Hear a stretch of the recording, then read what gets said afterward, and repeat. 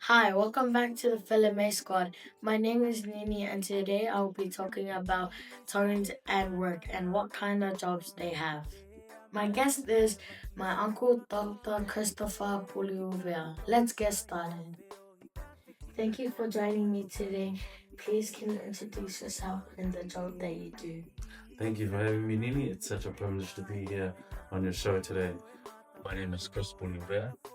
I am a scientist and I am a lecturer at Auckland University of Technology.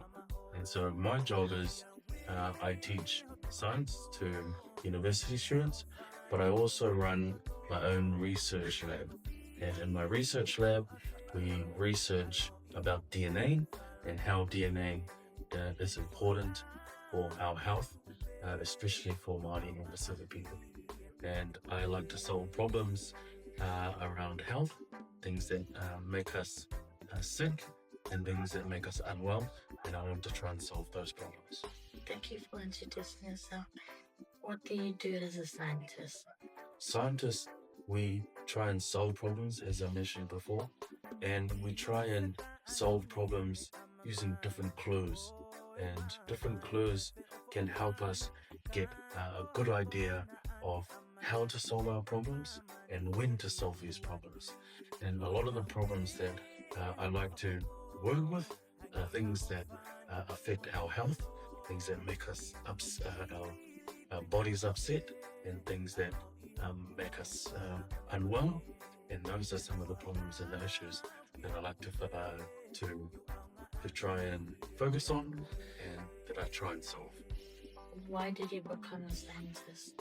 That's a good question. When I was younger, I didn't actually think I was going to be a scientist. I actually wanted to be a fireman when I was very young.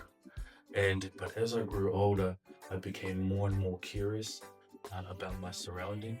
I was a lot more curious around plants and about animals. I didn't know how you could plant a seed and how that could end up to be a plant.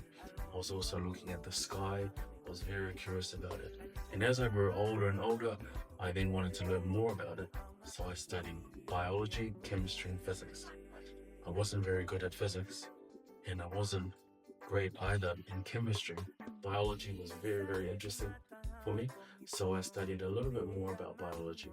And one day when I was at university, my supervisor asked me, if I could help her, find out more information about why a certain plant kept dying.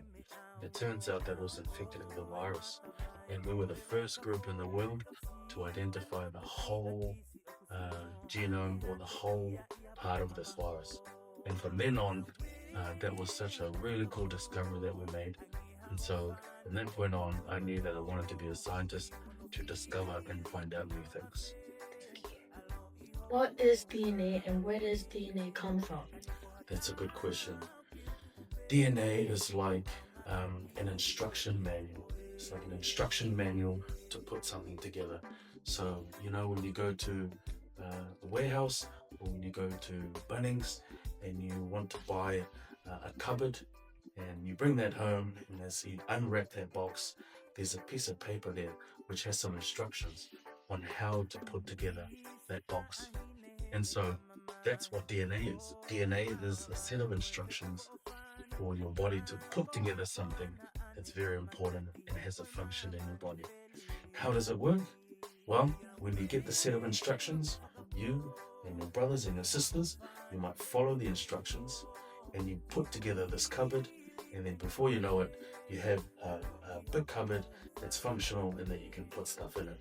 That's how DNA works. So it gives instructions for helpers or other proteins in your body to put together something functional and something that works for your body. What if I build the cupboard and I make a mistake? That's a very good question. So there are two ways that you can make a mistake if when building a cupboard. So in the instruction manual, again, remember I told you that that's like your DNA. Sometimes maybe someone came along and scribbled out a whole sentence or one word. That can be a problem in the DNA. So when the helpers come along and read the instructions, they can't follow it properly. Or The other problem is nothing is wrong with the DNA, but maybe the helpers, they didn't read the instructions properly, and that's what can lead to a mistake. And sometimes those mistakes can happen in real life. Either something is wrong with our DNA, and that doesn't that turns into a mistake, and a mistake in our health. Does that make sense? Yes, and thank you for the information. Is there any humans that can have DNA? No. So not only can do humans have DNA, plants can also have DNA. Even viruses can have DNA. Bacteria can have DNA, but also animals such as dogs, cats, rats, and so on. All living things have DNA in them. Can you make good money as a scientist? You certainly can. And the more science you do, and the more discoveries you make, people are going to really, really like you. And people are going to really want you to work with them and to work for them. How can I become a scientist? Very easy. Come to my lab and I can teach you how to be a scientist. I think one of the things that you can do to become a scientist is that you can learn more about not only biology, you can learn more about chemistry. And chemistry is a subject that teaches you about chemicals and how they work. Or you can learn about physics. Physics can help you understand things about the universe, but also can help you understand how machines work. And so, by learning these different subjects, you will find out which ones you that really make you really interesting. And sometimes you don't have to be very good at these subjects, but if you really, really enjoy it and you really, really like it, then you should definitely take it. And as you get older, you will learn more and more and more about the science subjects that you've taken. And then one day, that's how you can become a scientist. Thank you for joining me today and talking with me about science and DNA. My favorite part is when you were talking about why you wanted to become a scientist. To help animals and people who have sicknesses to find the cure to help them be better. Thank you. Wow. Do you have anything you want to say? Well, thank you, Nini, for having me on your show. It is such a privilege for me to be here with you today. And I would just like to say and encourage you that if you want to become a scientist one day, think about the things that we talked about today. And if you really want to, I can have you come visit me at the university and I can show you around the lab. And so I want to encourage you to do science and you can become a scientist one day. And if I make a really cool discovery or find out something very, very important, it's going to make us a lot of money, I'm going to share it with you. How does that sound? Good. Well, Peter, thank you for having me. Thank you.